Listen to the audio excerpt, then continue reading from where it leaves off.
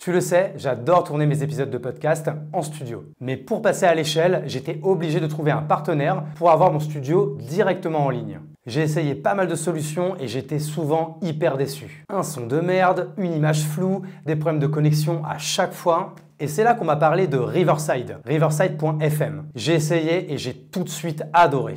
En gros, Riverside, c'est un peu la Rolls quand tu veux tourner un podcast en ligne, en asynchrone, directement de chez toi. La Ferrari de l'audio, quoi.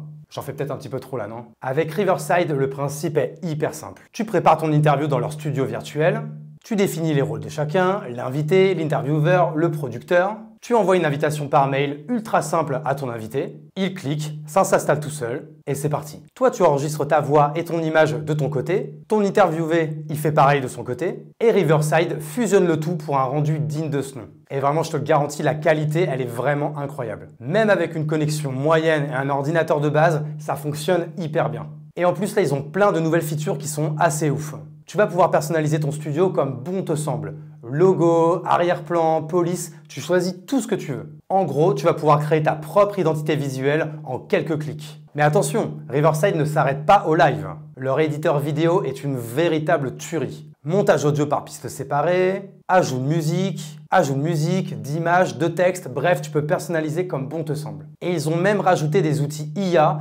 qui suppriment les silences un peu gênants. Et ils ont même des outils IA pour fluidifier les voix et supprimer les silences un peu gênants automatiquement. Alors certes, ça reste une plateforme en ligne. Ce sera toujours plus qualitatif d'aller enregistrer ton podcast en studio. Mais avec la qualité 1080p, l'export en 4K et toutes les features avancées, on est quand même vraiment pas mal en termes de rendu. Bref, si tu cherchais encore la solution pour créer tes podcasts en ligne, je pense que tu viens de la trouver, c'est riverside.fm et tu vas voir, ça va te changer la vie. Et du coup, je suis hyper content que Riverside soit mon nouveau sponsor pour cette nouvelle saison de podcast.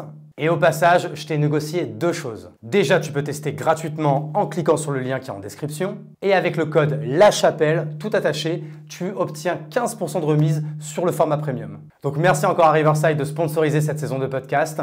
Merci à vous d'être toujours plus nombreux sur La Chapelle Radio et très bonne écoute. C'est vraiment une discussion entre nous. Toi, du coup, tu ne dois pas être trop dépaysé là, dans ce genre de paysage, parce que toi, tu as ton propre studio ou tu loues un studio? Ouais, je bosse avec une boîte de prod. C'est les gars qui font Major Prépa, je sais pas si tu vois, c'est une chaîne un peu entre les prépas et les écoles. Et donc c'est cool parce qu'ils tournent tous leurs épisodes là, paroles de prépa là.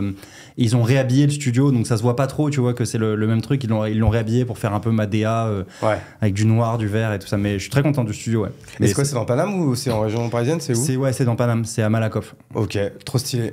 On est parti un peu tambour-battant dans le truc parce que là, en fait, c'est ça. Toi, t'es juste de passage à Bordeaux parce que tu pars à Biarritz avec l'un de tes potes. Ouais, c'est quoi ça, avec mon associé. On s'est un petit week-end à Biarritz. On y allait pour la première fois il y a un mois. On a trop kiffé le setup où t'as tout, t'as à la fois la mer, c'est assez vallonné, tu peux faire du trek et tout ça, donc on a bien kiffé. Et là en ce moment on bosse comme des oufs sur un gros projet dont je vais te parler et donc voilà, on profite du lifestyle d'entrepreneur un peu pour se faire des week-ends comme ça. On va bosser mais on va aussi se faire des petits kiffs, quoi. Ouais, sachant que là on tourne en juin et l'été est enfin arrivé à Bordeaux, donc en fait vous avez bien choisi votre semaine pour venir, quoi. Alors je crois qu'il fait un temps dégueulasse ce week-end, mais... Ah bah écoute, mea culpa, donc l'été est arrivé et tout de suite reparti. Ouais, c'est ça je crois. Mais bon, je pense que vous allez quand même kiffer. C'est quoi, on va faire tout dans le désordre. Vas-y. Tu m'as parlé d'un gros truc là que vous êtes en train de préparer, c'est quoi ce machin? On essaie de monter le forum de la Creator Economy B2B en France. Enfin, c'est plus on essaye parce que là c'est bon, ça se fait, c'est annoncé mardi là. Donc voilà, ça veut dire quoi? C'est-à-dire qu'il y aura les gros créateurs de contenu, tous les professionnels du secteur, donc les agences, les boîtes de prod, les plateformes, les graphistes, les monteurs, les logiciels SaaS autour de la Creator Economy, tout ça. Trop bien. Et ensuite, bien sûr, les clients, donc les directeurs marketing, les annonceurs, soit ceux qui bossent déjà avec des créateurs de contenu, soit les directeurs marketing un peu frileux qui bossent avec les espaces publicitaires classiques et qui se disent bon, si je veux toucher les moins de 35 ans, il faut que je commence à m'intéresser un peu à ce nouvel espace publicitaire. Et enfin, un quatrième type d'acteurs qu'on espère avoir. Alors bon, petite incertitude politique en ce moment, mais on aimerait bien avoir les décideurs politiques, notamment voilà, ceux qui ont bossé sur la loi des influenceurs en juin 2023, comment ils voient le futur de la creator economy en France. Est-ce que c'est un truc sur lequel ils parient et auquel ils vont s'intéresser de plus en plus, quoi. Ouais, bah écoute, on est pile poil dans tout ce qui m'intéresse, donc c'est quand même en grande partie aussi pour ça que je voulais absolument t'inviter, qu'on parle de ça. Et comment il va s'appeler Donc, dit un forum, un salon, c'est quoi? C'est un forum, ouais, ça s'appelle la Paris Creator Week. Ok. Le principe, donc, c'est que tu as 2 jours à Station F, le 10 et 11 décembre 2024, là. Et en fait, c'est une week parce que on profite du prétexte que un peu tout ce beau monde de la creator economy francophone soit réuni à Paris à ce moment-là, pour qu'il y ait des événements satellites, tu vois, autour de ça, tu vois. Mais du coup, ça va être très ancré B2B ou également B2C? D'accord, en fait, en gros, est-ce que la creator economy Instagram, TikTok sera là? Ouais, ils seront là parce qu'ils font, enfin, tu vois, eux aussi, ils ont un business model et tout ça. Mais c'est un forum B2B. C'est un forum B2B, mais ça veut pas dire qu'il y aura que des créateurs de contenu B2B, tu vois, que des influenceurs LinkedIn B2B. Il y aura plein de gros créateurs de contenu qui parlent à tout le monde, tu vois. Il y a aussi voilà, toute l'industrie du divertissement et tout ça, quoi. Donc c'est pas juste un truc d'influenceurs B2B, mais c'est vrai que c'est à destination plutôt des directeurs marketing, des annonceurs, quoi. Ok, bon bah écoute, déjà moi je sais ce que je ferai là, à cette période, parce qu'on va être pile dedans. Et tu sais d'ailleurs, c'est marrant que tu me dis ça, parce que moi j'ai l'impression que j'ai été démarché là 2-3 fois là récemment par des gens qui font un peu la même chose, qui vont faire un salon aussi. Ouais, je crois qu'on a un concurrent, ouais. Je crois qu'on a un concurrent. J'ai même pas son nom en tête là. C'est pas Follow Me, non, ou un truc Ah comme si, ça. il y a Follow dedans, ouais. Ouais, je crois que c'est ça. Ouais. Mais alors, on en a pas mal parlé. Moi, honnêtement, je connais pas trop le ressenti que m'ont donné, en tout cas, mes clients, tu vois, si tu veux, je le donne, et qui m'ont dit pourquoi ils y étaient pas allés. S'ils avaient l'impression que c'était monté par une boîte d'événementiel qui en avait pas grand chose à foutre de la creator economy, quoi, qui était là en mode ok, il y a du business à faire, let's go, on y va, mais c'était pas fait par des créateurs de contenu, quoi. Nous, tu vois, si tu veux, dans les associés, donc moi je crée du contenu, tu vois, c'est depuis 2 ans et demi, je suis en train de créer du contenu, donc c'est un univers qui me passionne vraiment. Je suis associé avec Pierre Alary, qui est mon associé, voilà, sur toutes mes boîtes, la Jocares Corporation. Donc Pierre qui travaille à côté. Pierre qui est boss à côté, là, le sosie officiel de François Civil. C'est ça, le fameux. Et ensuite, une troisième personne qui s'appelle Karim Saba et qui a monté la Paris Blockchain Week, donc voilà, qui est le plus gros événement de crypto en Europe. Ouais, énorme. Il en est à sa 6e édition. Il a une vraie expérience dans l'événementiel. C'est-à-dire que moi, j'y connais absolument rien à l'événementiel, mais c'est une aventure trop cool, tu vois. Genre, franchement, on se marre, tu vois, à monter ce truc-là. Trop bien. Et c'est un boulot de dingue. Tu m'étonnes. Et là, en fait, alors vas-y, c'est quoi un peu le playbook, toi qui démarre là-dedans? Enfin, du coup, ça fait quand même déjà peut-être plusieurs semaines, voire mois, que vous bossez là-dessus. Quand on veut créer un événement de cette ampleur, sachant que bon, j'ai bien compris l'ambition, on n'est pas là pour faire un petit truc. Vous voulez faire vraiment the événement qui fera date et qui sera après, je suppose, même annuel, quoi. Ouais. C'est quoi le playbook? C'est quoi les étapes? Par quoi on commence quand on veut faire ça? Franchement, c'est une bonne question. Je pense qu'au début, on essayait d'avoir à la fois nos main speakers, tu vois, d'avoir des gros créateurs de contenu qui vont être là et qui vont être un peu la vitrine, forcément, au début, tu vois, qui vont me dire oui. T'as déjà des noms que tu peux donner ou pas? Tout est annoncé mardi, mais oui, il y a des grosses têtes d'affiches qu'on va voir. L'épisode, il passera dans un mois, hein, donc... Ok. Qu'est-ce que tu peux dire? Du coup, on sera au mois de juillet, quoi. Dans les speakers qui vont parler, on a tu vois, en fait, on va avoir Webedia comme partenaire, et donc du coup, comme en événement satellite, ils vont faire leur Creator Show. Tu vois ce que c'est le Creator Show ou pas? C'est un gros événement de Webedia qui est chaque année en décembre au Théâtre de la Madeleine, mais qui est que un event Webedia, tu vois, avec leurs créateurs à eux et de ça, où ils mettent en avant des campagnes marketing qui a eu lieu, tu vois, au sein de Webedia. Donc voilà, je pense qu'il y aura des gros créateurs, tu vois, de leur côté, type, tu vois, des Inox, des Domingo, des comment ils s'appellent, Joyka, tu vois, un peu les gros créateurs qui sont chez Webedia. Donc voilà, on est en train de voir avec eux qui exactement là-dessus. Dans les créateurs peut-être un peu moins connus que tu peux connaître, Théo Lyon, Sixtine, tu vois, un peu plus B2B. Voilà, après bon, il y en a 2-3 où voilà, ça va être en confirmation très prochainement, mais voilà, il y a cette phase-là, je dirais, d'avoir tes gros créateurs de contenu. Et ensuite, bien sûr, d'avoir les gros corporates, tu vois, qui se mettent avec toi. Donc là, on a Twitter qui vient de nous dire OK. On a YouTube qui sera présent. Tu vois, donc il y a des grosses plateformes. LinkedIn, je leur parle demain. Tu vois, mais ouais, je pense, tu vois, c'est assez moutonnier, tu vois. Tu peux te dire OK, à partir du moment où tu as Twitter, il y a de bonnes chances que LinkedIn se mette dessus aussi, tu vois. Donc je dirais c'est un peu ça l'enjeu au début, c'est que c'est un truc assez moutonnier. Il faut débloquer des gros. Quand tu parles à des agences, ils te disent, globalement, ceux qui sont transparents, ils te disent, écoute, moi je viens si mon concurrent vient, tu vois.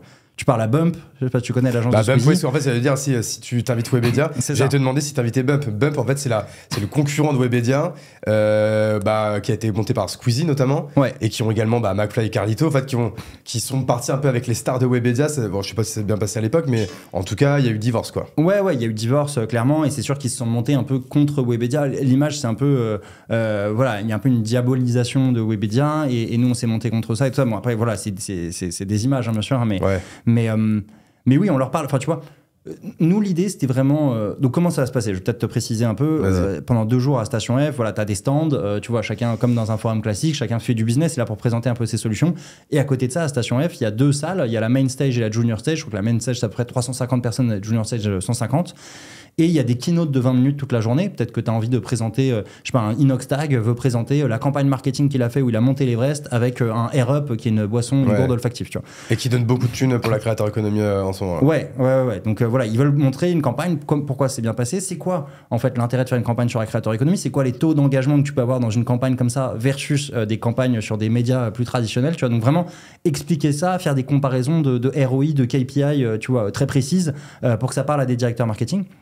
Et il y aura aussi des panels de discussion, donc là plutôt 40 minutes, 4-5 personnes autour de la table, avec des acteurs pas forcément d'accord. Tu vois, on peut imaginer un Twitch face à un Kik, tu vois, qui sont en train de débattre sur quelle est la meilleure plateforme pour le live ou quoi, tu vois. Donc c'est ça. Je pense que actuellement, c'est le constat qu'on a fait au début, c'est qu'il y a des événements sur la créateur économie en France. Il y a YouTube à son événement, Webedia, on en a parlé à son événement, mais c'est un peu des événements entre guillemets nombrilistes, ou en tout cas voilà, où c'est juste un acteur avec ses clients et tout ça. Nous, on voulait un peu un truc où il y a un peu de tout et on discute, tu vois. Et aussi, l'autre objectif, tu vois, je dirais, on veut pas faire un truc one-sided en mode la créateur économie, c'est trop bien, c'est un truc de fou. On voudrait aussi montrer les dérives qu'il peut y avoir sur la créateur économie, peut-être les problèmes de santé mentale, peut-être les problèmes d'attention qu'il y a pour les jeunes aujourd'hui. Tu vois, il y a plein d'études qui ont été faites qui montrent que aujourd'hui, les enfants qui ont été trop exposés à des écrans, ils suivent plus en classe, quoi. Tu vois, ils écoutent plus le prof, à moins qu'il te fasse une danse ou quoi. Enfin, t'as plus, tu vois, vu la compétition qu'il y a sur l'économie de l'attention. Avec un twerk, quoi, ouais. C'est ça, exactement. Donc voilà, tu vois, le but de l'événement, il est triple. C'est un événement ROI driven parce que ça coûte de l'argent, ça coûte beaucoup d'argent de faire un événement comme ça. Et donc, forcément, pour les sponsors, c'est un certain coût et on veut qu'ils repartent avec des leads très concrets, tu vois. En plus de la scène et des stands B2B, à l'étage, nous, on organise des meetings one-on-one, tu vois. Ah, vous allez avoir le bas et le haut, du coup. Au-dessus, par exemple, de la main stage, vous allez avoir toute espèce d'agora là qu'il y a, et c'est là, il y aura des stands, il y aura des et là, ça sera des salles de meeting, en fait. Ok, stylé. Et tu viens et tu vois, dans les deals, on peut dire, ok, tu veux rencontrer un tel et un tel, on organise ça, tu vois. Ok. Un peu comme, c'est quoi l'événement ? C'est Hugo. J'ai plus le nom de l'autre événement qui fonctionne exactement dans ce format-là, où tu fais plein de rencontres, tu vois. Donc voilà, donc un objectif ROI, un objectif légitimité, parce que je pense que tu vois, plein de fois quand je vends mes solutions sur la Jokeris Corporation, sur ma chaîne YouTube et tout ça, et à des corporates un peu traditionnels, et quand je leur parle de créateur économie, ils me disent ah ouais, la créateur économie c'est des vendeuses de shampoing à Dubaï et tout ça. Je dis, plus vraiment quoi, mais c'est plus trop délire. mais bon, il y a un vrai problème de légitimité en France là-dessus, tu vois, je pense, et donc on veut participer à améliorer la légitimité de ce monde-là. Et enfin, troisième objectif, et ça j'en ai pas mal parlé, c'est un peu évangélisation, tu vois, sur le secteur, quelles sont les meilleures pratiques pour bosser avec un créateur de contenu pour que ça marche et tout ça, quoi. Et ça, en fait, donc quand tu disais vous êtes 3 associés, c'est quoi ? Vous avez monté une boîte juste pour ça, vous avez déjà une boîte tous les 3 ? Comment ça se passe en fait ? Ouais, c'est ça. En fait, on crée une boîte. Enfin, tu vois, avec nos associés, on a nos holdings à nous. Ouais. Ensuite, moi, j'avais la Jokeris Corporation, donc sur laquelle je bosse avec mon associé Pierre, qui est juste, je vends des produits autour de mon image. Ça peut être des conférences, de la présence à des événements, des vidéos YouTube. Après, on va redire du coup ce que tu fais et tout, parce que du coup, on est parti tambour battant, parce qu'il y a peut-être des gens qui écoutent et qui te connaissent pas. Oui, j'imagine beaucoup. Mais bon, bref, voilà, il y a cette boîte-là. Et donc là, on crée, pour répondre à ta question, une boîte ad hoc. Dont le business c'est de faire des événements et dans laquelle on est associé à 33% chacun, quoi. Donc vous voulez pas vous arrêter à juste cet événement, l'idée c'est d'en faire toute une suite après. Ouais, l'idée c'est d'en faire pas mal, tu vois, c'est évident. Tu vois, nous, notre pote Karim qui l'a fait, lui à côté, il avait donc il a fait son événement de Paris Blockchain Week, tu vois, qui est devenu un immense événement crypto. À côté, il avait une boîte de market making dans les cryptos, tu vois. Ouais. Et il m'a dit, année 1, je monte mon event, ça a multiplié le chiffre d'affaires de mon autre boîte par 10, tu vois. Donc c'est évident que tu as des synergies de ouf et que ça va nous aider de ouf. Après, moi au début, j'étais vraiment dans l'idée de dire, je dis à mes associés, franchement, cet event, on le monte à break-even et on perd pas d'argent dessus, c'est trop bien, ça sera la dinguerie, il va y avoir plein de retombées positives derrière. Et tu vois, et mon associé me dit souvent, écoute mec, si tu vois, c'est pour gagner 20 000 balles à la fin de l'année, je me fais un chèque, tu vois. Enfin, on va bosser comme des chiens sur ce truc-là. Tu vois, là, on bosse 7 jours sur 7, non-stop. Tu vois, là, les nuits, elles sont courtes et tout. On n'arrête pas. C'est un travail, mais incroyable. Ça fait combien de temps là que vous êtes dessus? On a commencé en décembre dernier, ça fait 6 mois. Tu vois, on le faisait à côté de nos boîtes, tu vois. Et là, en fait, il y a eu une accélération de fou récemment parce que moi, je partais en Ouzbékistan 10 jours et on s'est dit, bon, bah, avant que je parte en Ouzbékistan, on veut réchauffer les clients en mode, vous le faites pas, on va annoncer et tout ça. Et là, quand tu mets une pression de dingue, bah, tu sais, souvent, du coup, tu vas partir en vacances, donc tu prépares ton départ. Juste avant de préparer ton départ en vacances, tu mets une pression de dingue. Et donc, du coup, tu pars en vacances et là, boum, tout s'accélère. Et donc, bref, j'étais en Ouzbékistan, je n'ai pas déconnecté un seul jour des vacances. On a bossé tout le temps. Mais c'est cool, tu vois. Et là, il y a une énorme accélération. Donc, je te dis, voilà, on va faire l'annonce.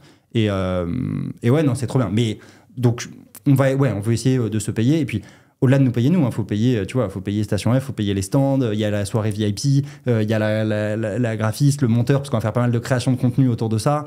Il y a plein de coûts annexes, tu vois. Et on va payer une équipe aussi, t'as toute une équipe. Le jour J, il y a 50 personnes sur place, mais pendant les 6 mois qui précèdent, là, pour faire les ventes et tout ça, tu vois, organiser le track de qui parle quand, il y a 130 speakers sur un événement comme ça. Ouais, il y a un boulot de malade là. La production d'un événement comme ça, c'est vraiment pas anodin. Je sais pas si on peut donner des montants ou quoi, mais là, un événement comme ça, c'est quoi ça? C'est plusieurs centaines de milliers, plusieurs centaines de milliers d'euros juste de coûts, tu vois. Et donc bien sûr, on espère avoir un CA au-dessus de ça, mais je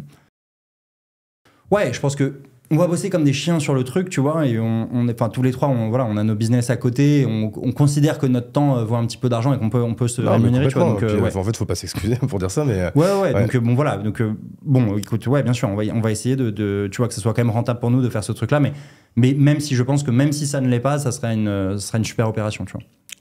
Moi, tu m'étonnes par rapport à votre crédibilité, par rapport au réseau que vous allez avoir, par rapport à l'identification que les gens, que toutes les parties prenantes de cet écosystème vont faire de vous vis-à-vis de la créateur économie.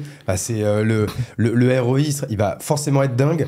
Donc c'est pour ça que même si vous êtes que break-even cette année, forcément déjà, ça veut dire que vous ne le serez pas l'année 2, parce qu'il y a plein de trucs que tu as setup une fois, tu n'as pas besoin de setup une deuxième fois, et puis toutes les conneries que tu as faites la première fois, tu ne les refais pas la deuxième, enfin bref. Et puis je pense que tu as le droit l'année 2 d'être un peu plus gras sur les prix, tu vois. Là c'est sûr que les sponsors, tu es un peu taillé au max sur les prix parce que tu leur demandes un peu de te faire confiance, tu vois, sur un truc. C'est un pari, quoi. Ouais, c'est un pari, tu vois. Des grosses boîtes comme celle que je viens de citer, elles veulent pas s'associer à un truc qui va foirer, tu vois. Donc, il y a un peu de risque aussi, c'est clair. Donc, t'as tout dit, je pense. Du coup, comme on fait toutes les choses vraiment dans le désordre, maintenant on va refaire un pas en arrière.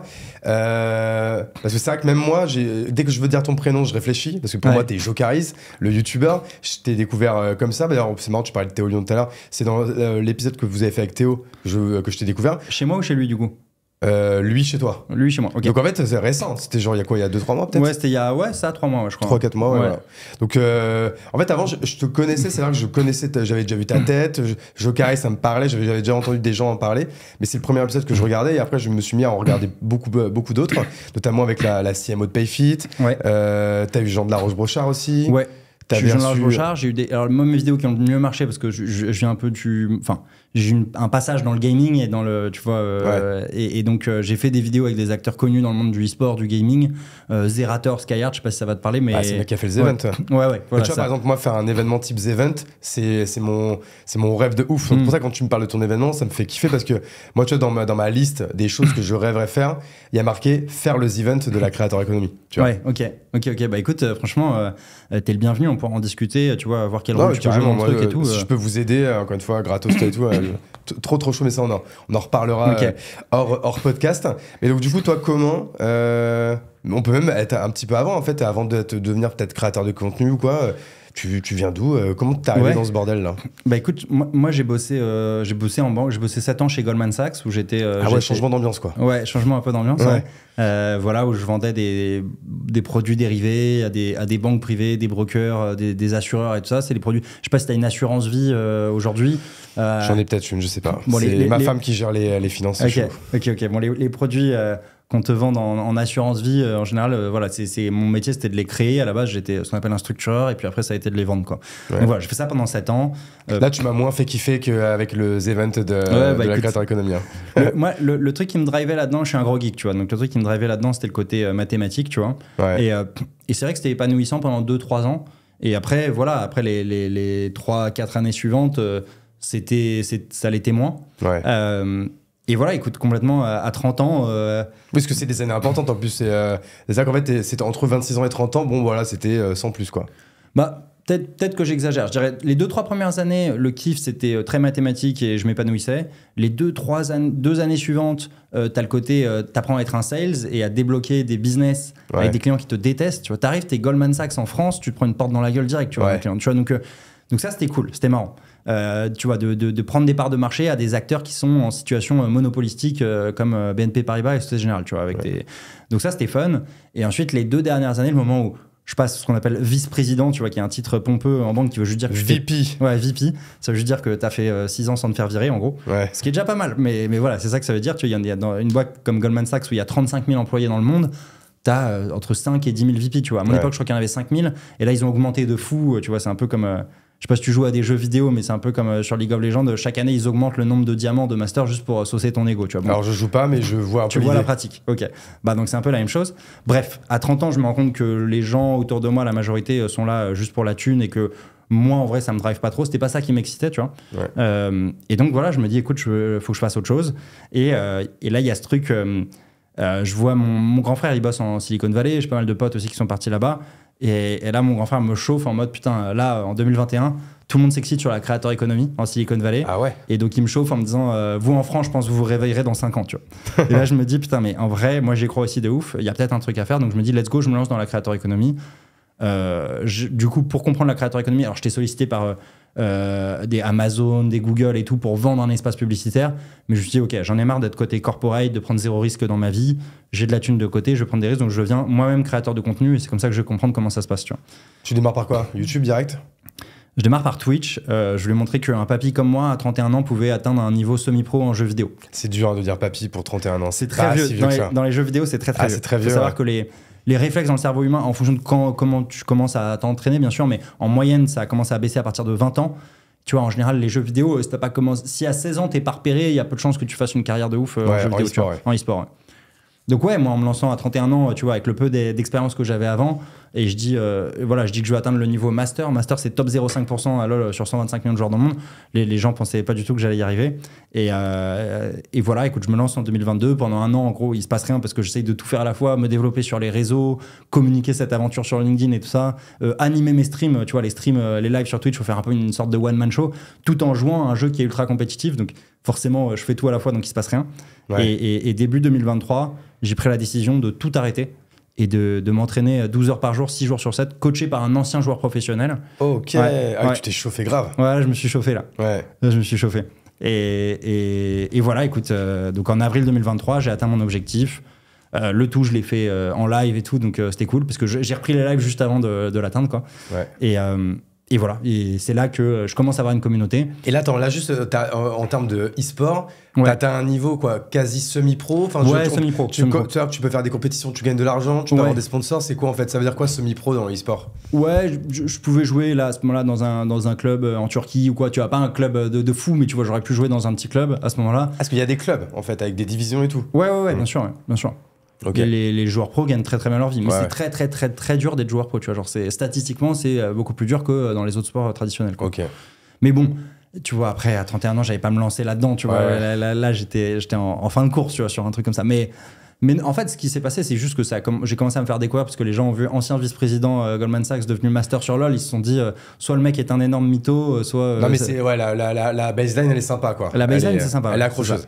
Je l'avais pas fait pour ça, c'est ça qui est intéressant, mais juste d'un point de vue marketing, il faut se dire que en fait, si tu fais ton truc, c'est con, hein, mais que t'es vraiment toi-même, bah du coup, tu vas être à une intersection où il y a personne, tu vois. Ouais. Il y a, tu vois, des anciens vice-présidents de Goldman devenus master sur LoL, il y en a peut-être un en France, peut-être un dans le monde, tu vois. Et donc, juste en faisant ma connerie, finalement, je me suis retrouvé à un point où j'étais vraiment tout seul et du coup, j'ai pu émerger, quoi. Donc, ton fameux monopole personnel, quoi. Ouais, c'est ça. Mais cette analyse, je l'ai faite a posteriori, tu vois. C'était pas smart de ma part, je faisais un peu sans réfléchir, quoi. Mais bon, bref, ce qui se passe, c'est que je me fais découvrir beaucoup par les étudiants. Je commence à avoir de plus en plus d'étudiants qui me suivent. Je me rends compte que j'ai une communauté là-dedans, donc je me dis, allons creuser sur cette communauté. Donc je décide de faire la tournée de quasiment toutes les écoles de commerce et d'ingénieurs. Je fais des conférences dans une 50aine d'écoles, tu vois. Mais genre, où t'es payé et tout, c'est genre ça devient ton métier ou c'est... Au début, non. Au début, je mets juste un tweet et je dis, les gars, si vous voulez que je fasse une conf dans votre école, let's go, vous me contactez. Okay. Je me fais contacter par pas mal d'assos. Et en fait, ça qui est fou quand t'as une communauté, c'est qu'en fait, ils s'auto-staffent, tu vois. Ils bossaient pas moi. C'est-à-dire, je disais, je viens gratos, mais vous gérez tout. Donc, ils prenaient mes billets de train, mon hôtel, ils faisaient toute la com. J'arrivais dans l'école, il y avait des affiches, tu vois, avec ma gueule un peu partout. Ils faisaient un taf de malade, tu vois. Ils voulaient que ça marche. Et donc, c'est fou. En fait, là, je me suis rendu compte de la puissance de la créateur économie, de ce qu'une communauté peut monter, tu vois. Et donc, je me retrouve comme ça, tout seul à ce moment-là, parce que je n'étais même pas encore associé avec Pierrot, j'avais pas de boîte. C'est que là, tu n'as même pas encore de boîte, mais en fait, du coup, tu es l'illustration même d'un truc que je porte grave et que j'essaie un peu de démocratiser à mon échelle aussi. C'est ce fameux community-led growth. Ouais. C'est-à-dire, en fait, en gros, tu pars d'une communauté et c'est cette communauté qui fout ta croissance sous stéroïdes. Tu vois, souvent, les gens, pour l'illustrer facilement, pour que les gens comprennent, ils parlent des pizzas de la mama de Mr V. Voilà, Mr V, de base, c'est pas un entrepreneur, c'est un créateur de contenu. Il a créé une audience, plus qu'une audience, il a une communauté ultra soudée. Et là, du coup, il en a lancé un business. Et en fait, sa pizza, elle n'est pas meilleure qu'une autre, mais comme elle est portée par une communauté, et c'est ça qui génère de la croissance, quoi. Franchement, c'est fou l'engagement qu'il y a d'une communauté. C'est un délire. Et c'est pour ça que les marques essayent de se positionner dessus, tu vois, aujourd'hui. Tu vois. Ouais. Après, ce qui crée l'engagement, c'est l'authenticité, la transparence. Donc, s'il y a des marques, est-ce que ça nique pas tout le business model? Donc voilà, c'est un peu tout le paradoxe, je trouve, interne de la créateur économie. Mais je pense que c'est ça ce qui va être central à votre événement. Et c'est moi ce que je trouve qui va être passionnant. C'est justement, en fait, ce qui est passionnant, c'est que c'est nouveau, tu vois. Donc, en fait, tu vois, quand tu arrives et que, par exemple, toi ou moi, on est acteur d'un truc qui est nouveau, moi, je trouve qu'il y a un côté excitant, tu vois. C'est comme quand tu arrives sur un nouveau réseau social, tu vois. Les premiers qui sont arrivés sur Twitter, les premiers qui sont arrivés sur Instagram, les premiers qui sont arrivés sur Facebook, etc. S'il y a un côté hyper excitant, quoi. Ouais, de ouf. On découvre le truc, tu vois. On a fait des... même, tu vois, sur ma chaîne YouTube, on a fait des campagnes qui ont foiré, on a fait d'autres qui ont mieux marché, on essaie de comprendre qu'est-ce qui marche pas. Et on a l'impression, effectivement, d'être pionnier, en tout cas en France, un peu d'un nouvel écosystème, même si tu vas me dire, oui, YouTube, ça existe depuis 15 ans, mais c'est très nouveau que tu vois 15 ans, tu vois. Ouais. J'étais en finance, la finance ça existe depuis 150 ans et tout ça, tu vois. Donc c'est très nouveau, ça évolue, tu vois, de ouf chaque année. Par exemple, tu vois, le gars avec qui je bosse beaucoup là de Major Prépa, le fait que lui, son business, c'est les écoles le payent pour faire des vlogs dans les écoles, tu vois, et montrer la vie d'une école, tu vois, auprès des prépas. C'est quand même fou, tu vois, ce truc-là. Il y a 2 ans, c'était impensable que des écoles ils ont compris qu'il fallait faire de la création de contenu, quoi. Ouais, c'est ça. Pour toucher une certaine partie de la population, il faut absolument faire ça, tu vois. Et cette partie de la population, ça va se répandre comme une tache d'huile sur le reste de la population, c'est certain, tu vois. Ouais. Et toi, à quel moment s'opère un peu le switch? Parce que tu vois, là, tu me parles beaucoup de gaming, donc c'est vraiment ce qui t'a fait connaître, qui t'a fait ta communauté. Moi, je te connais plutôt... je connais plutôt plus l'entrepreneur, on va dire. Ouais. L'entrepreneur créateur de contenu qui qui baigne dans cet écosystème avec d'autres entrepreneurs. À quel moment il s'est fait le switch et est-ce que c'est bien passé pour ta communauté qui de base te suit pour les jeux, quoi? En vérité, j'avais quand même une toute petite communauté sur les jeux. Ce qui a plus marqué les gens, c'était le storytelling, tu vois, de ancien VP de Goldman. Je pense qu'il y avait beaucoup de mythes autour de Goldman, de la banque, tu vois, ce qui se passe dans une salle de marché, des traders et tout. Et donc voilà, je me suis rendu compte que ça intéressait beaucoup les gens. Donc au début, j'ai raconté juste mon histoire. Et puis après, forcément, tu vois, j'allais pas non plus raconter que mon histoire tout le temps. Donc je me suis dit, OK, on va essayer de démystifier un peu ces métiers prestigieux qui sont, à mon humble avis, en tout cas, pas si intellectuels que ce que les gens pensent. Tu vois, c'est des métiers souvent très scolaires, en fait. Tu vois. Ouais. Et d'ailleurs, c'est pas pour rien que ces entreprises-là embauchent des profils hyper scolaires qui sortent des top écoles et tout, parce qu'on ne leur demande pas de réfléchir, tu vois. Quand tu es dans une banque, on ne te demande pas de réfléchir, on te demande de ne pas faire d'erreurs et de beaucoup bosser, tu vois, toute la journée, de 8h à 22h, ce qui est très difficile, hein, tu vois. Je dis pas que les gens n'ont pas de mérite de faire ces tafs-là, mais voilà, je voulais un peu désacraliser ces métiers-là et puis aussi montrer aux gens qui n'ont pas fait les top écoles que c'était complètement accessible pour eux et qu'il faut désopacifier tout ça, tu vois, qu'ils comprennent quels sont les codes de ces métiers-là et comment y accéder, quoi. Donc voilà, donc de fil en aiguille, je monte le talk show podcast qui s'appelle Métier de rêve. Je dis que c'est un talk show parce que voilà, je voulais que ça soit un peu plus animé qu'un podcast et je pensais que c'est un des trends qui arrive, tu vois, dans la créateur économie. Je trouve que c'est l'edutainment, donc education entertainment. Ouais. Donc voilà, j'ai monté en mode talk show, mais en tout cas dans les classements podcast audio, c'est deuxième ou premier en fonction des semaines. Podcast carrière. Donc c'est un podcast 100% audio, ça. Moi je le tourne et je le mets sur YouTube et après je le mets aussi en audio sur toutes les plateformes. Je fais pareil. Là, t'as reçu qui du coup là-dedans? Donc on a eu Théo Lyon, tu vois, c'est là que j'ai eu Zerator et Skyheart, Jean de la Roche-Brochard, donc qui gère le VC de Xavier Niel. Qui est-ce qu'on a eu d'autre mon associé Karim, avec qui j'ai monté, avec qui on monte cette boîte-là, qui a une histoire complètement dingue. Emmanuel Benoliel, la CMO de Payfit, Caroline Mignot. Voilà, j'en oublie certainement plein, mais bon, on voilà. les embrasse quand même. On les embrasse quand même, voilà, c'est ça. Et on arrive à la fin de cette saison-là, quoi. Et ça, en fait, ça t'a apporté quoi de créer ça? C'est en fait pour quelle raison tu l'as fait? C'est pour toucher un type d'invité ou pour toucher un nouveau type d'audience, ou encore une fois c'est pour créer du contenu qui soit fun mais pédagogique, quoi? Ouais, moi mon but c'était surtout le contenu, tu vois, c'était pas tellement pour des répercussions business. Là il se trouve que ça nous aide de fou pour nos business, mais à la base ce qui me drivait vraiment c'était le côté plus média, tu vois, c'est-à-dire tu crées un média complètement indépendant qui applique les codes d'internet, c'est-à-dire l'authenticité, l'anti-bullshit, à un secteur qui est ultra bullshit, le monde corporate, tu vois. C'était ça qu'on voulait faire, quoi. Donc et ça a plutôt bien fonctionné, tu vois. Et après on s'est rendu compte des limites de ce modèle-là, c'est que, et on le voit sur les médias en France, tu vois, quasiment tous les médias français appartiennent à un milliardaire, donc non pas d'impartialité. Nous, si on voulait financer notre chaîne, on était obligé d'avoir des sponsors. Si tu as des sponsors, tu perds ta marge de manœuvre, tu vois, et donc du coup, tu perds ta crédibilité auprès de la communauté. Donc en fait, là, et c'est là qu'on s'est dit, OK, on va créer des business. C'est qu'en fait, on s'est dit, OK, on va avoir une média-led compagnie, quoi. C'est-à-dire, on va avoir un média et on va avoir, tu connais bien, du coup, d'autres entreprises autour. On va utiliser l'influence de notre média pour faire fructifier nos entreprises. Et notre média va perdre de l'argent, mais sera financé par les autres entreprises, quoi. Ouais, c'est complètement l'idée. Hein, quand on fait cet épisode ensemble, je ne gagne pas d'argent. Peut-être, je dis ça, peut-être qu'il sera sponsorisé. Moi, j'avoue que je suis pas le meilleur élève là-dessus, parce que moi justement, j'aime bien quand même que le média il soit le plus break-even possible. Mais donc du coup, voilà, la partie business, on y vient. Quand on crée son média, son propre média, quand on crée sa communauté. Toi, t'es quoi un peu tes étapes où t'es passé de créateur de contenu à toujours créateur de contenu, mais entrepreneur, et que tu t'es mis en fait à monétiser cet asset?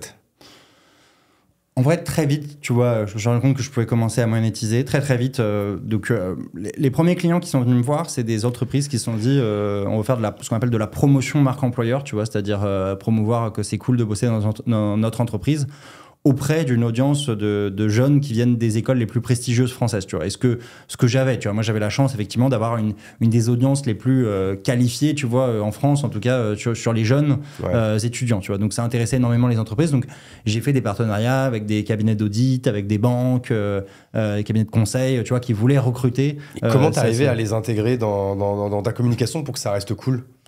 Parce que c'est vrai qu'un cabinet de conseil de base, c'est pas sexy en fait. Ouais. En fait, tu vois, moi je gardais mon rôle un peu de journaliste, tu vois, j'allais pas faire un truc où c'est moi qui fasse qu'à me dire il faut aller bosser chez McKinsey, je dis un exemple, hein, mais chez McKinsey c'est trop cool, mais tu vois, je vais interviewer quelqu'un de McKinsey et par contre je vais faire mon rôle de journaliste d'aller un peu le chercher en mode OK, c'est quoi ta vie privée, c'est quoi, est-ce que c'est vraiment intéressant ton job, est-ce que tu te sens vraiment challengé intellectuellement ou pas, et tu vois, et d'avoir un peu les limites. Donc après, les gens n'y croient ou n'y croient pas. Moi, je pense que j'ai toujours bien fait mon taf de garder mon authenticité à moi, mais c'est vrai que si par exemple toi tu bosses chez McKinsey et qu'on sait que la vidéo est sponsorisée par McKinsey, la communauté ils peuvent se dire OK, il y a McKinsey qui a un flingue sur ma tempe et j'ai pas le droit de poser les questions que je veux. Alors que moi, la vérité c'est que non, c'est que c'est mon média. Si la vidéo je veux pas la sortir, je ne la sors pas et je rembourse McKinsey ou quoi. Tu vois. Donc voilà, moi j'y croyais, mais ça n'a pas marché, tu vois. Mais sinon, tu peux avoir une intégration d'un troisième parti, tu vois, genre par exemple, on avait une plateforme qui vend, qui fait du coaching en finance, tu vois.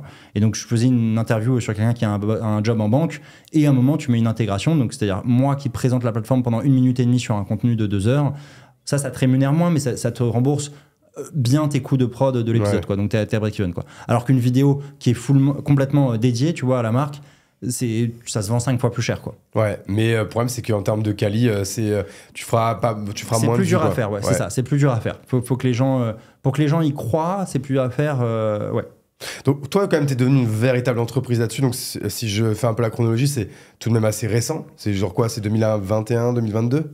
Ah ouais, non, c'est beaucoup plus récent. Moi, je te dis, je me lance début 2022, je commence à me faire connaître en mai 2023, avril 2023. Ouais, donc l'année dernière, et, quoi. Ouais, et je commence à monétiser en novembre 2023. Ouais. Ah ouais, donc il y a 8 mois. Ouais, c'est ça. Donc en fait, ok, donc c'est vraiment ultra récent. Non, c'est vraiment récent et en vrai, j'ai eu une percée qui a été assez fulgurante, tu vois. Je m'en rends compte après coup, parce que quand tu es en train de le vivre, tu as la tête dans le guidon, tu t'en rends pas trop compte.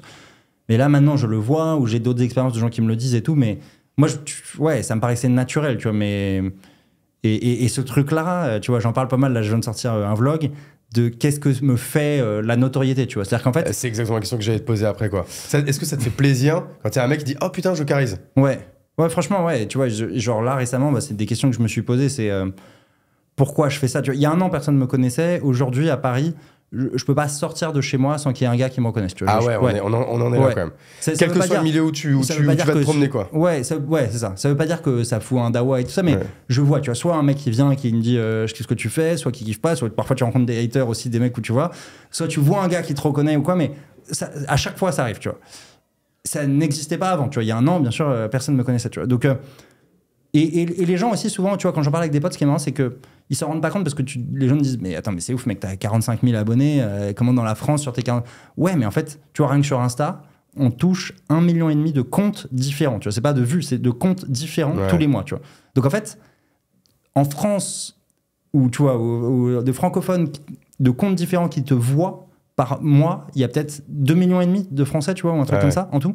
Alors, il y en a plein qui te voient une microseconde, c'est juste qu'ils ont, tu vois, ils ont swipe ta vidéo et tout, mais ouais, ça change pas mal de choses, tu vois. Et en fait, autant je pense, voilà, je suis très honnête sur le fait que moi, j'ai jamais été trop attiré par la thune et tout ça, je pense parce que je viens d'un milieu ultra privilégié, que j'en ai jamais eu trop besoin. Autant je t'avoue que la notoriété, je me suis rendu compte qu'il y avait un truc malsain qui m'attirait dedans. Ça me faisait kiffer. Tu vois, genre, je me rappelle, après le tournage avec Zerator, je suis à Montpellier, je suis avec des potes, et là, il y a quelqu'un qui vient et qui me demande de prendre une photo et tout ça, et qui se barre, et après, la pote avec qui j'étais, elle me voyait avec le smile, elle me dit « Avoue, ça te fait kiffer ».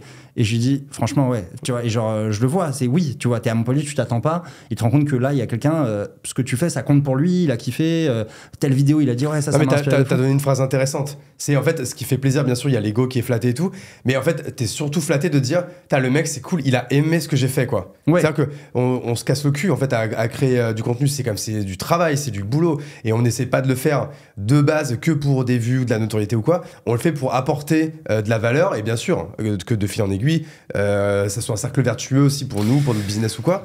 Mais en fait, on le fait déjà, en fait, on crée quelque chose qui va apporter de la valeur à des gens. Et si les gens, ils te reconnaissent et ils te disent « Franchement, merci pour ce que tu fais », tu dis « Ouais, c'est cool ». Enfin, moi, c'est plus ça aussi qui fait plaisir. C'est trop cool, je suis d'accord, mais j'ai essayé en fait d'être honnête avec moi, tu vois, de me dire « Putain, mais... » c'est quoi l'histoire que je me suis racontée, tu vois, parce que tu racontes tellement d'histoires sur les réseaux, de machin, de ouais, je viens d'un milieu privilégié, j'ai fait ça pour aider les autres, ou est-ce que c'est tu fais ça pour un ego trip narcissique et après coup, t'es rendu compte que ça a aidé des gens et tu racontes l'histoire, tu vois. Et même moi aujourd'hui, t'as commencé par ego trip. Je me demande, tu vois, si c'était pas au début, c'était pas de au début c'était vraiment intérêt pour la créateur économie et après oui, le truc commence et tu te dis tu prends goût à ça, tu vois, tu commences à percer, tu te dis putain, tu fais des trucs pour faire du buzz, du machin. Ouais, je me demande, tu vois. En vrai, aujourd'hui, je ne sais pas. Je ne sais pas lequel est arrivé avant, après. Et ce qui est certain, je pense, c'est que en tout cas, à la base, c'était peut-être 100% pour moi, 0 pour les autres. Et aujourd'hui, c'est peut-être 90% pour moi, 10% pour les autres, tu vois, le truc que je fais, tu vois. Genre, je pense que c'est un bon ratio, ça. Ouais. Vraiment, je trouve que c'est ça. Mais même moi, par contre, j'ai clairement commencé pour l'ego trip, quoi. Ouais. Ça, d'ailleurs, je le dis tout le temps quand je raconte un peu le storytelling et tout. Je dis, il y a eu 4 phases. J'ai commencé par simple ego trip. Ensuite, j'ai voulu faire de la visibilité. Ensuite, j'ai voulu asseoir mon expertise. Et ensuite, j'ai voulu en faire un business, quoi, tu vois. C'est un peu mes 4 étapes. Mais par contre, si je suis honnête, l'ego trip, forcément, il reste à chaque étape et il compte. Et tu vois, même moi, quand quelqu'un me reconnaît dans la rue ou un truc comme ça, je fais le mec gêné. Et je pense et t'as raison, si on est honnête, je pense que je fais le mec gêné pour me raconter un peu des salades. En fait, ça me fait plaisir, quoi, tu vois. Ouais. Non, mais moi, je force le gars, il crame que je suis content et tout, mais bon, après, parfois, bien sûr, ça te fait chier. Hein, t'es en train d'acheter tes rouleaux de PQ à Monoprix, voilà, t'as pas forcément envie qu'on te voit, voilà. Mais ouais, non, mais bon, bref, c'est un vrai truc. Mais c'est marrant parce que les gens, effectivement, connus parlent souvent des côtés négatifs. Après, je pense que je suis au bon niveau où je suis pas du tout assez connu pour avoir des trucs négatifs. Donc, je te dis, ça arrive une fois quand je sors à chaque fois, c'est une, tu vois. C'est pas, il y a plein de gens et j'en peux plus et je suis vidé de mon énergie. C'est pas comme Squeezie où les mecs font la queue. Ça n'a rien à voir. Sans faut voir les chiffres, hein, c'est 1000 fois moins, 10 000 fois moins que Squeezie, c'est sûr, quoi, bien sûr. Alright, donc du coup, là, donc très récemment, tu commences à en faire un business.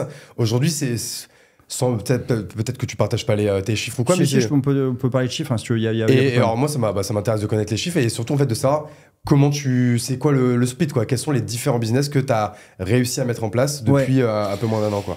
Écoute, donc sur la Jokeris Corporation, donc encore une fois, tu vois, donc je t'ai dit vente de vidéos, il y avait aussi pas mal de conférences, tu vois, que j'ai vendues de plus en plus cher. Tu vois, maintenant au début, je te dis, je les faisais gratuites. Là, les dernières que j'ai vendues, elles sont à 7 000 €, tu vois. Donc, putain, 7 000 €, ça commence à tabasse, quoi. Donc c'est cool, tu vois, avec des corporates qui ont plus d'argent, qui veulent se renseigner sur ce que c'est que la creator economy, ce que c'est que le personal branding, comment avoir leurs ambassadeurs en interne du groupe qui vont communiquer sur les réseaux et tout, tu vois, et qui cherchent des personnes là-dessus. Donc, tu vois, ça c'est cool parce que une conférence, bah voilà, je la fais, je gagne de l'argent pour mon expertise, mais ça va pas sur mon média, tu vois, ça ne pollue pas, entre guillemets, c'est de l'argent, tu vois, qui pollue pas, entre guillemets, mon média, tu vois. Donc ça c'est très très cool, ce business-là. Donc de conférences ou de présence à des événements. Tu vois, j'ai aussi des événements de recrutement où voilà, la marque voulait faire venir des étudiants et le fait que je sois présent et que j'entame l'événement par une keynote, bah, ça a participé à l'attractivité un peu de l'événement, tu vois, parce que c'était sur ma niche. Et donc voilà. J'ai l'impression que tu es très présent sur le monde étudiant. Ouais. C'est quoi, c'est 70%, 80% de ton audience? Non, plus maintenant. À la base, c'était ça. J'ai commencé par me faire connaître par les étudiants, mes étudiants, voilà, des top écoles et tout, donc c'était très niche. Aujourd'hui, 30% de mon audience, c'est des 18-25 ans, donc des étudiants, et 45%, donc une fois et demi plus, c'est des 25-35. Ok. Voilà. Et donc, bon, bref, tous ces business-là, donc la Jokeris Corporation, ça, on va faire 304 CA année 1. Et sur les 300K, tu vois, avec mon associé, on s'est dit, OK, on va se payer 50K net d'impôt sur la société, net de flat tax. Tu vois, on s'est dit, OK, on se paye 4K par mois, donc 48K. Voilà, et on est content, tu vois. Donc, c'était ça un peu le business plan. Ouais. Si on se paye 50K chacun, ça nous paye... Sachant que du coup, tu vas payer presque le double après en URSAF, quoi. Nous, on se met pas de salaire. Nous, c'est full dividende, tu vois. On est en mode. Que full dividende. Là, donc, tu reprends quoi? Les 30% de la flat tax, quoi. Ouais, c'est ça. On prend l'IS. Ouais, IS et flat tax. Et voilà. Mais enfin, ces 50K, c'est net de flat tax, quoi, dans le business plan. Il faut que je revoie exactement le truc, mais on va se payer, tu sais, le minimum pour pas avoir la taxe Puma, quand même avoir ta sécurité sociale, le minimum pour valider tes retraites et tout. Mais sinon, ça va être que du dividende. Et je fais juste une parenthèse là-dessus, parce que du coup, on parle de Pierre, en fait, aka, encore une fois, le sosie officiel de François Civil. C'est quoi, de base, vous êtes potes? Comment il arrive dans l'aventure? Ou en fait, c'est marrant, parce qu'en plus, même la société, et là, on sent encore une fois l'ego trip, porte ton blaze, tu vois, la Jokeris Corporation. Et comment ça se fait qu'on s'associe avec son pote dans une boîte qui porte son blaze et dont le produit, c'est toi, en fait? C'est vrai que c'est une bonne question, mais j'ai toujours eu trop peur que ça le fasse chier, ce truc-là. Parce que je pense que moi, si je me mets à sa place, j'aurais pas pu être dans ce mode-là. Moi, j'aurais du mal, ouais. Ouais, mais lui, en fait, ça lui va très bien, tu vois, parce que Pierre, en fait, il veut... alors, d'où je le connais, pardon, pour commencer par le début, on était à l'ESTP ensemble, voilà, on était en école ensemble, on était tous les deux à se faire méga chier, à pas se reconnaître dans le monde des assos et tout ça, donc on est devenus potes comme ça, quoi. Mais c'est marrant, du coup, Alex, qu'on a vu tout à l'heure, Alex de Tudigo, qui était à ta place avant, il a fait l'ESTP aussi. Ok. Peut-être quelle année, toi? Je suis rentré en 2011, sorti en 2015. Ah oui, non, t'es plus jeune. T'es né en quelle année? Je suis né en 91. Ah oui, non, lui, il est en 86. Ok. Désolé pour cette parenthèse de merde qui a complètement cassé le rythme. Il m'a même pas tabassé à mon week-end d'intégration. Non, même pas. Plus trop d'écart. Mais ouais, voilà, écoute, on se rencontre là. Après, moi, je fais mes années chez Goldman. Lui, il fait de l'entrepreneuriat. Et puis, au moment où moi, je me lance et où ça décolle bien mon truc, tu vois, vers la tournée des écoles à peu près en septembre, octobre dernier, lui, son aventure entrepreneuriale qui se termine. Et voilà, et moi j'avais besoin d'un gars comme ça qui arrive avec ses 10 ans d'expérience, c'était parfait, tu vois, et qui soit un pote et tout. Et je pense qu'on se complète très très bien avec Pierre, tu vois, c'est ça qui est bien, c'est que moi je suis un peu le rêveur fou qui a plein d'idées un peu tout le temps mais qui part dans tous les sens, et lui il est très structuré, lui il me freine tout le temps et moi je l'emmène tout le temps au bord du précipice, tu vois, et c'est bien d'avoir le juste milieu, parce que s'il y avait que moi, ça partirait complètement en couille cette histoire, et à l'inverse, s'il y avait que lui, on tenterait rien, tu vois, mais on serait très, voilà. Donc voilà comment ça se lance. Et écoute, ouais, il vit bien son truc. Pierre, il veut juste parler sur les domaines où il a de l'expertise, en business et tout ça. Donc il crée du contenu aussi? Non, mais le jour où, tu vois, quand on va faire la conférence sur la Creator Week, je pense que voilà, il voudra avoir une prise de parole plus centrée sur un sujet. Il va sortir du bois, quoi. Possible. Il va montrer sa tronche, quoi. Possible, ouais. Mais tu sais, ouais, ce que je te racontais, c'est que là... on se fait des soirées comme ça, c'est lui qui prend toute la fame parce que il se fait confondre avec François Civil. On arrive en Résois, il y a un attroupement qui se fait autour de lui et tout, tu vois. Donc, je croyais que Jokeris était connu, mais pas du tout en fait. Ouais, non, mais c'est vrai que là, du coup, je sais pas si sur YouTube, je mettrais peut-être une photo ou un truc comme ça pour que les gens voient, mais c'est vrai que c'est assez criant. Il y a un truc, quoi. Il y a un truc. En plus, comme on aime tous François Civil, ça lui donne un côté hyper sympathique. En ce moment, il buzz fort, François Civil, donc ça marche bien pour lui, quoi. Mais du coup, c'est ça, en fait, on a commencé le podcast un peu en retard, parce que du coup, on est parti en critique cinématographique de toute la filmographie de François Civil, et du coup, tu conseilles de voir le film qui s'appelle Mon Inconnu. Ok. Meilleur film, meilleure comédie romantique française. Je pèse mes mots, à la fois comique et romantique. Et Jokerise s'engage, si vous n'avez pas aimé, parce qu'il est à vendre 3,99€ sur Apple TV. Franchement, je rembourse. À vous le rembourser. Ouais, je rembourse tous ceux qui n'ont pas aimé. Et il s'y engage, du coup. Vas-y, je m'y engage. Ok, ça marche. Les gens diront en commentaire s'ils ont kiffé ou pas, ils t'enverront leur rib, quoi. Très bien, ça marche. T'acceptes les Lydia, c'est bon aussi. Lydia, ouais, il faut que je fasse ma petite validation, ça a été repris par Sumeriam, mais ouais, Lydia. Bah, non, c'est juste qu'ils ont.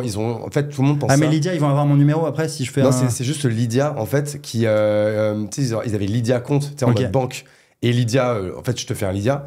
Le je te fais un Lydia, il reste Lydia. Ok. Mais Lydia compte, genre compte en banque, compte commun, c'est ça qui devient Summeria, en fait, tu vois. C'est pas genre une boîte qui s'appelle Summeria qui a racheté. Ah, quoi. ok. Ils ont juste changé de branding pour la partie banque, pour faire plus sérieux, quoi. Ok. Lydia, tu vois, ça pourrait être un super.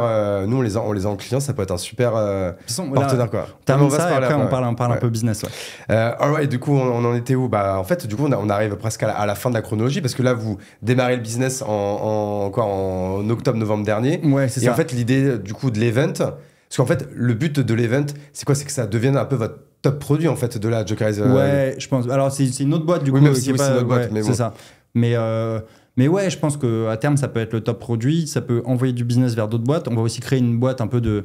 Bah, je pense que tout le monde a en tant que créateur, tu vois, d'accompagnement média pour des corporates, tu vois, les accompagner pour les corpos. Moi, je pense qu'il va y avoir de plus en plus de corpos qui vont lancer leur propre chaîne YouTube, tu vois. Aujourd'hui, ils bossent avec des créateurs, mais là, ils vont passer à l'étape d'après. Ouais. Ou leur propre podcast, ou leur propre truc. Il y a énormément de trucs qui vont se faire là-dessus. Ouais, c'est ça. Et je pense que nous, on a une bonne expertise, on comprend bien un peu le funnel d'attention, les algorithmes des plateformes et tout ça. Et donc voilà, on réfléchit. Enfin là, on commence à accompagner des premiers clients là-dessus et tout ça, quoi. Ok, nice. Et en fait, même je te propose qu'on revienne même à l'événement. Du coup, on a raccroché ça fait un sandwich, c'est parfait. On a raccroché un petit peu les wagons. C'est au mois de décembre. Ouais. C'est dans 6 mois. Donc moi j'ai commencé à dire ça va, vous avez le time, et là vous m'avez dit 6 mois c'est juste que dalle par rapport à tout ce qu'il y a à faire. Et on avait commencé un peu à parler un peu du playbook, et moi ça m'intéresse grave aussi qu'on rentre un peu dans le détail là-dedans. Ouais. Parce que là du coup il y a toute la négo qui a à faire par exemple avec un Station F. Et ensuite c'est quoi les grosses étapes? C'est quoi? C'est trouver tous les speakers, trouver les partenaires, mais comment vous vous y prenez? Vous avez fait un fichier Excel avec les gens que vous aimeriez bien avoir, avec les boîtes que vous aimeriez bien avoir, vous avez pris un CRM, comment vous vous organisez? Pour le moment, c'est ça. On a un gros fichier Excel partagé, tu vois, avec plusieurs onglets. Il y a un onglet avec c'est ça, avec tous les tracks, tu vois, de paroles, parce qu'à chaque fois, les gens qui viennent, ils te disent, ok, je parle sur quoi? Et c'est un peu compliqué parce que ton track, c'est un puzzle, tu vois, de lui veut parler sur ça, sur machin. Donc on est en train de le construire, tu vois, nous, ce qu'on aimerait qu'il soit, puis les gens sur quoi ils veulent parler et tout ça. Donc c'est pas évident comme mécanique. T'as ensuite tout un onglet marketing, tu vois, c'est quoi tes relais presse, c'est quoi tes moments de communication. Là, nous, on annonce l'event mardi, quel créateur va relayer à quel moment et tout. Il y a tout un calendrier là-dessus. Ouais. Ça demande tout un travail avec le graphiste, tu vois, qui va faire des assets avec les photos. On va relayer, tu vois, pour que chacun puisse relayer bien ces communications-là. Ça va coûter combien pour les visiteurs de venir à l'événement?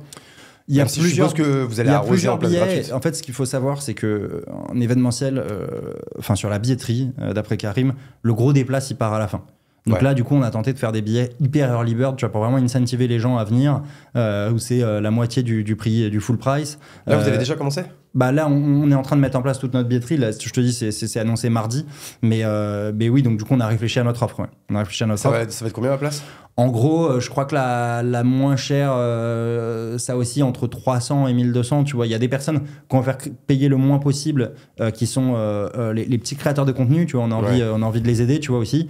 Et bien sûr, les directeurs marketing, les annonceurs, c'est les clients. Tu vois, tout le monde vient parce qu'ils sont là. Tu vois, faut être très honnête. Donc, il y a des gens qui viennent pour dépenser de l'argent, d'autres qui viennent pour en gagner. Donc, ceux-là, on essaie de les faire moins payer aussi. Et voilà. Et ensuite, tu as plusieurs accès. Est-ce que tu as accès à la soirée VIP, à toute la journée, le full pass, le full access ou pas, tu vois. Donc voilà, il y a plusieurs déclinaisons de l'offre, mais là, ça va être notre week-end typiquement là de bosser là-dessus pour que ça soit carré. Donc là, vous avez la Biarritz pour ça, pour kiffer, mais surtout pour bosser, quoi. On bosse tout le temps, ouais, c'est ça. On se dit juste autant être à des endroits cool, mais ouais, là, on va bosser beaucoup. Là, tout l'été, on va bosser dessus, ouais, c'est sûr. Parce que tu vois, moi, si je faisais un événement comme ça, alors, je suis d'accord, hein, je pense quand tu me donnes le prix, en fait, c'est tellement ciblé que dans tous les cas, le ROI, t'es sûr de l'avoir derrière. Vaut mieux y être que pas y être dans tous les cas. Ouais. Mais du coup, c'est toujours aussi l'éternel débat, c'est que si tu le fais le moins cher possible, voire même gratuit, t'auras beaucoup de gens, et en fait c'est de se demander en fait à un moment donné qui sont les clients. Est-ce que ce sont les gens qui viennent, ce sont des clients, ou est-ce que du coup c'est eux le produit, et en fait plus t'auras de monde et plus tu pourras vendre cher la place justement à des X, Twitter, c'est la même chose, X, LinkedIn, YouTube, Webedia, Bump, et puis tous les annonceurs qui seraient là en fait. Ouais, c'est pour ça qu'on va monitorer les inscriptions. Tu vois, les inscriptions, c'est nous qui les validons à chaque fois. Le but, c'est vraiment d'avoir un tiers de créateurs, un tiers de professionnels du secteur, donc tout ce que je t'ai dit, les plateformes, les agences, les boîtes de prod, les graphistes et tout ça, et un tiers d'annonceurs, quoi, de clients. Mais tu vois, par exemple, si t'as Inox qui vient, tu vas avoir aussi des fans d'Inox qui vont venir juste parce qu'ils sont fans. Non, tu penses pas? C'est B2B, et les tarifs sont trop chers, tu vois, pour que je pense qu'il y ait vraiment des fans qui viennent juste pour Inox, tu vois. Après, tu penses qu'un fan, il met pas 300 balles? Il faut qu'il soit créateur, tu vois. Pour être créateur, il faut avoir minimum 10 000 c'est-à-dire que abonnés. vous allez pas accepter tout le monde. Non, tu vois, c'est des professionnels. Après, oui, bien sûr que moi, je kiffe bien aussi, je te dis, la communauté, j'essaie de leur rendre, je leur dois énormément, tu vois, c'est grâce à eux que je suis là où je suis aujourd'hui. Donc, j'essaie de leur, tu vois, là, par exemple, je parlais à Vivatech, je faisais une keynote sur la créateur économie à Vivatech. J'ai négocié avec Vivatech pour qu'ils m'offrent 400 places pour ma commu. Okay. Et j'étais trop content de pouvoir inviter la commu. Alors là, je pourrais pas ramener 400 personnes, l'event n'est pas assez gros, tu vois, mais j'essaierai bien sûr d'avoir des places que je donnerai en giveaway à la commu ou quoi. Ouais. Parce que du coup, un truc comme ça à Station F, tu peux aller jusqu'à combien de personnes? C'est 2000 le max pour la sécurité. Ok. Donc 2000, ça peut faire quand même du monde, quoi. Ouais. C'est 2000 en tout. Je sais pas si c'est 1500 max par jour. Mais voilà, on est serein sur le fait que ça fait 2000 professionnels en tout sur les 2 jours. Ouais. Ok. Tu me parlais tout à l'heure, donc tu me parlais un peu des speakers là que tu as commencé à annoncer. De toute façon, ça va être sur 2 jours, hein, c'est ça? Ouais. Et pareil, tu me dis, il va aussi avoir une sorte de soirée VIP. Pourquoi vous avez prévu quoi là-dessus? Ça, faut qu'on la. Pareil, tu vois, les trucs sont pas encore finalisés. Mais ouais, l'idée c'est de faire une belle soirée avec des créateurs et tout ça, quoi. Et la suite, quoi, tu vois, donc là, vous, de toute façon, l'idée c'est d'installer un événement, c'est d'installer une marque. Ouais, complètement. Qui va s'appeler la Paris Creator Week. Ouais, Paris Creator Week, tu vois. On voulait que ça soit. Tu vois, ce qui est aussi bien avec cette boîte, c'est qu'elle est dissociée de Jocaris, tu vois. Tu vois, la Jocaris Corporation, on pourra jamais la revendre, tu vois, cette boîte, tu vois. Alors qu'une boîte d'événementiel, ça se revend bien. Tu vois, non, je suis d'accord. Ça se revend très, très bien. Donc là, le but, c'est d'installer cette marque. Ouais. Donc, je suppose que là, vous en faites un en décembre. Les gens peuvent même déjà prendre la date, même en 2025. Ouais. Vous en ferez un. Mais le but, est-ce que c'est de faire plus d'événements, d'aller dans d'autres villes, d'aller... je sais pas, c'est quoi un peu la vision que tu as avec cette marque et cette boîte? Alors... Là, je t'avoue que j'ai pas de vision à plus de 3 ans. À 2-3 ans, on veut que ça soit un giga event, tu vois. La Paris Creator Week, ce qu'a créé mon associé, aujourd'hui, c'est un événement de 10 000 personnes, plusieurs millions de CA et tout ça, c'est un gros truc, tu vois. Donc Station F là pour démarrer, mais après le but c'est que tu vas aller, tu rêverais d'être porte de Versailles, quoi. Tu vois, un truc où tu peux faire un truc immense, quoi. On veut faire un énorme truc, c'est ça, un énorme truc qui tu vois, peut-être qu'après ça sera plus juste B2B, ce sera B2B 2C, tu vois, avec peut-être une journée B2B, une journée B2C, tu vois. Donc il y a plein de possibilités, mais déjà on aimerait, tu vois, là je te parlais de revente, c'est pas l'objectif tout de suite, tu vois. Là on veut à horizon 2-3 ans faire un giga événement qui est bien assis, qui est bien présent en France, tous les gros créateurs sont là et tout, quoi. Je pense que l'objectif il est là, et puis surtout moi ce que je kiffe c'est une nouvelle aventure, tu vois. Je sais pas si l'événementiel ça va me faire kiffer, je pense, tu vois, là ça m'excite bien, il y a des hauts et des bas, c'est une aventure de fou. Parfois le matin t'as des nouvelles de malades, parfois t'as des mauvaises nouvelles, tu dois gérer tout ça, et on va voir comment ça va être le jour J, tu vois. Est-ce que, à quel point on va être émotif ou pas, tu vois le truc, tu bosses dessus depuis 1 an, est-ce que ça te fout les larmes aux yeux et tout le jour J ou pas, tu vois. Donc j'ai envie de voir un peu cette aventure, un peu à quel point ça va me faire vibrer, et je suis très content. Tu sais, moi j'aime bien changer un peu de vie tout le temps, donc là je suis content de cette nouvelle vie qui arrive là. Bah justement, c'est parfaite transition par rapport à la question que j'allais te poser. Tu vois, moi tu sais, j'ai monté un startup studio sur la créateur économie, l'audience building, community led growth, tout ce qui on va dire tout ce qui nous anime. Donc ce qui fait qu'on essaie de monter des événements, des communautés, des agences, des SaaS, tech, autour de ce monde-là. Ouais. Toi, est-ce que c'est ton but aussi, à un moment donné, de tous les ans, tous les 2 ans, de monter, en fait, de rajouter à chaque fois une marque et une corde à ton arc? J'allais dire une flèche à ton arc. Non, on dit quoi? Une flèche à ton arc? Alors, j'ai pas cette expression, mais... Une corde à ton arc. En fait, j'étais bon sur la première. Putain, j'aurais pas dû me corriger. Oui, non, c'est rajouter une corde à ton arc. Ouais, écoute... Bah justement, tu parlais de l'interview de Théo Lyon. Je trouve que Théo, il a bien fait ça, tu vois. C'est-à-dire qu'en fait, à chaque fois qu'il a un sujet, il crée une boîte, un peu une brique de sa boîte, tu vois. Une verticale, quoi. Ouais, c'est ça. Il en fait une qui permet de cross-sell, parce que tu vois, pareil, nous, je vois une boîte comme Conto, à qui en fait on vend des conférences. On peut également lui vendre de la création de contenu là. On peut lui vendre de l'influence. On peut lui vendre ci, on peut lui vendre ça. Et en fait, c'est parce que en fait, toutes nos offres, elles sont liées entre elles, quoi. Ouais, non, mais franchement, c'est une super idée. Et c'est vrai que nous, ça fait un moment qu'on réfléchit à faire un peu un modèle comme ça. Tu vois, là, par exemple, j'ai la personne dans ma boîte qui s'occupe de tous mes shorts, qui travaille hyper bien. Il arrive à trouver les bons moments. Et ça, nous, en short, on fait vraiment beaucoup de vues. Et donc, c'est cool. Parce que d'ailleurs, parlons de podcast. Le gros problème des podcasts, c'est la découvrabilité. Ouais, et moi, grâce à ça, en fait, on arrive à contourner ce truc-là et à se faire bien découvrir. Moi, j'avoue que je suis pas bon là-dessus, tu vois. Il faudrait que... C'est pas ton monteur, il est chez vous en CDI ou il est en freelance? Bah justement, en fait, c'est comme là, je peux pas le payer assez. Ce que je réfléchis à faire, c'est à faire une boîte dédiée sur la création de contenu de short, où la Jocas Corporation sera son premier client, mais du coup, il peut en prendre d'autres et tu seras le bienvenu. Tu vois, donc, tu vois, c'est ça en fait. Et en fait, donc du coup, lui, ça a l'incentive. Enfin, je pense que ce modèle est hyper smart, ouais, hyper vertueux, on est d'accord. Mais en fait, c'est ça. Moi, ce qui m'intéresse, c'est de. Il y a une idée qu'il faut que je te parle juste d'une idée. Ah, mais vas-y. Et tu me dis ce que t'en penses. Vas-y. Donc on va avoir, tu me parlais des différentes étapes pour monter l'event, donc là on va embaucher une équipe. Okay. Et moi, mon rôle c'est quand même de faire de la création de contenu autour de ça. Ouais. Donc ce qu'on va faire, c'est que Karim, mon associé, il a une baraque de zinzin avec la piscine, la totale et tout ça. On va faire une sorte de Star Academy dans la baraque. On va sélectionner 8 candidats. Tous les jours, ils sont là. Il y a 11 lits dans la baraque, donc il y a les 8 candidats, il y a les 3 associés. Il faut que j'arrive à faire dormir 2 cadreurs aussi, tu vois. Ouais. Tous les jours, ils sont staffés, il se passe des trucs et tout ça, on voit comment ils évoluent. Et il y a dans la baraque un endroit un peu confessionnat, tu vois, où ils parlent face cam, en mode putain je me suis fait défoncer par Pierrot parce que j'avais pas envoyé le mail bien, et tout ça, tu vois. Et à la fin, donc ça c'est des quotidiennes, donc tous les soirs on publie une quotidienne, tu vois, du truc, de comment ça s'est passé et tout.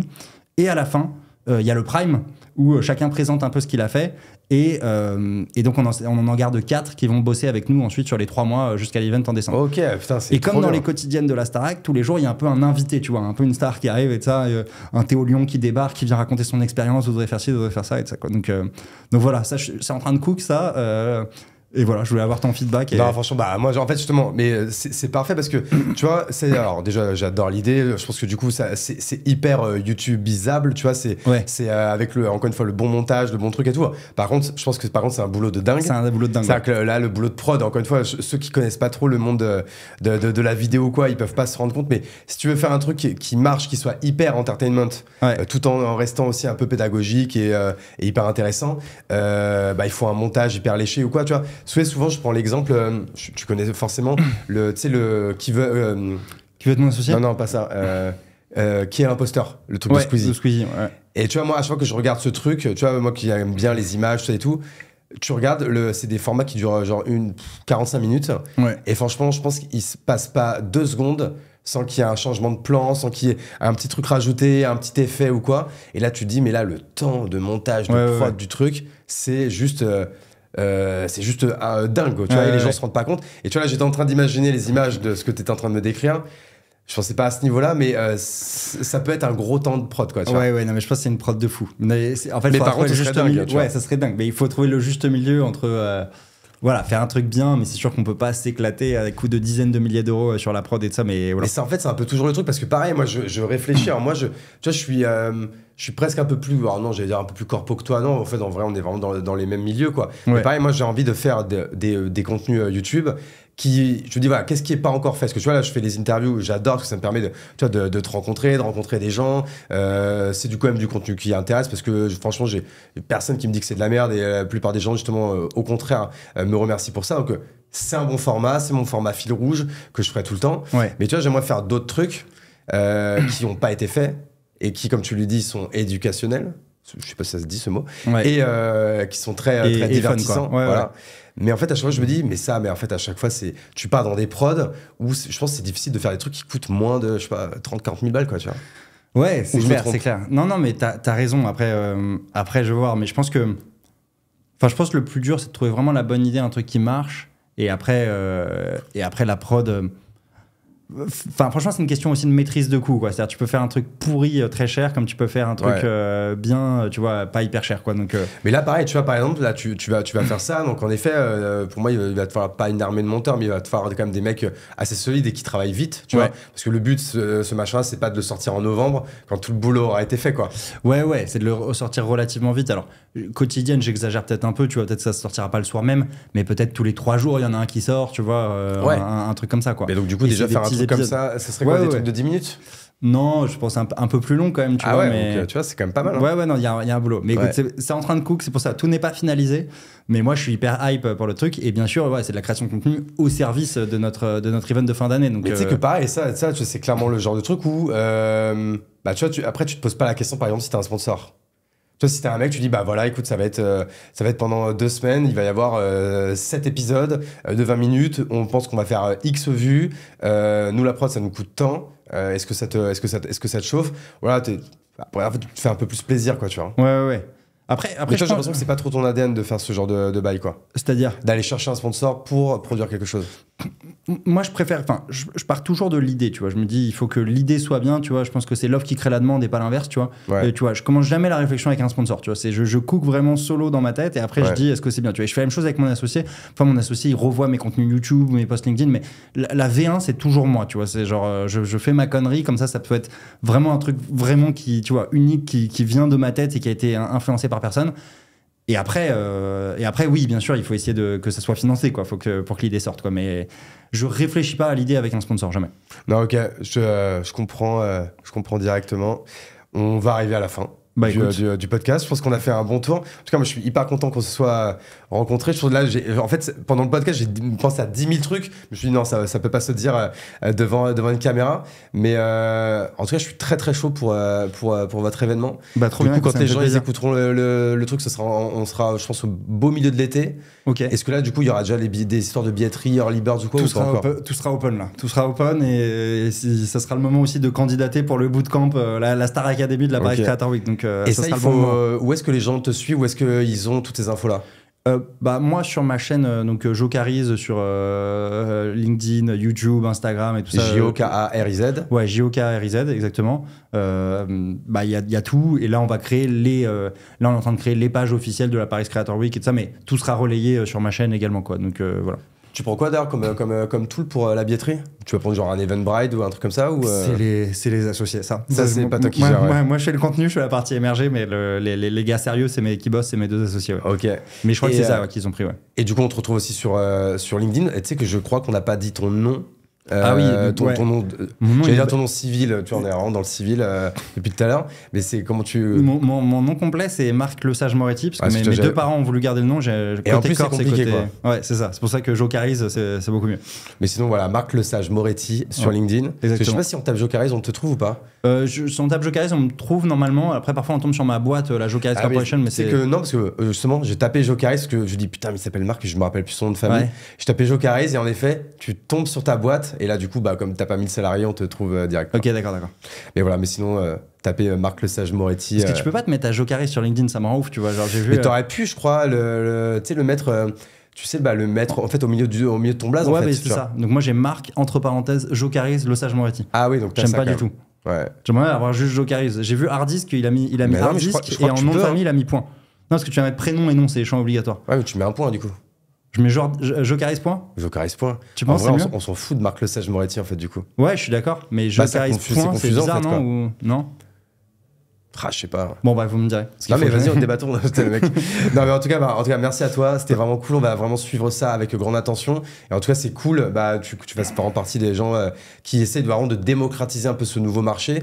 C'est un peu pour ça qu'on est venu se parler de base. Je sais plus d'ailleurs lequel est venu vers l'autre. Je crois que tu m'as mis un message en disant que tu avais vu un épisode et que tu avais bien kiffé, celui avec Théo Lyon. Et puis, après, j'avais vu un peu ce que tu faisais. Je m'étais dit, vas-y. Ah oui, après, tu m'as demandé un coup de téléphone.